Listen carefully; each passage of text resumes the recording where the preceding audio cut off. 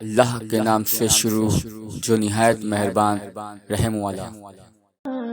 ہمارے رسول صلی اللہ تعالیٰ علیہ وآلہ وسلم کو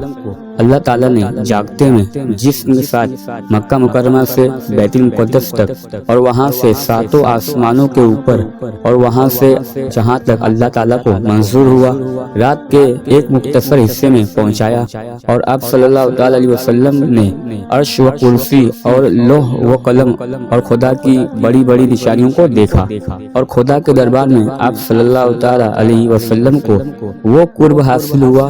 کہ کسی نبی اور فرشتے کو نہ کبھی حاصل ہوا نہ کبھی حاصل ہوگا۔ حضور صلی اللہ تعالیٰ علیہ وسلم کے اس آسمانی سفر کو معراج کہتے ہیں۔ تمام جہان کو اللہ تعالیٰ نے حضور کے زیر تصرف کر دیا ہے، اور آسمان و زمین کے تمام خزانوں کی کنجیاں حضور صلی اللہ تعالیٰ علیہ وسلم کے مقدس ہاتھوں میں دے کر آپ کو اپنی تمام نعمتوں اور عطاؤں کا قاسم بنا دیا۔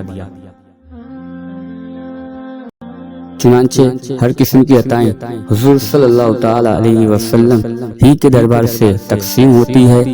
حضور صلی اللہ تعالیٰ علیہ وسلم کے کسی قول و فعل و عمل و حالت کو جو حقارت کی نظر سے دیکھے، یا آپ صلی اللہ تعالیٰ علیہ وسلم کی شان میں کوئی ادنا سی گستاخی یا توہین و بے ادبی کرے، یا آپ صلی اللہ تعالیٰ علیہ وسلم کو جھٹلائے، یا آپ صلی اللہ تعالیٰ علیہ وسلم کے کلام میں شک کرے، یا آپ صلی اللہ تعالیٰ علیہ وسلم میں کوئی عیب نکالے، یا آپ صلی اللہ تعالیٰ علیہ وسلم کی کسی سنت کو برا سمجھے یا مذاق اڑائے، وہ اسلام سے خارج اور کافر ہے۔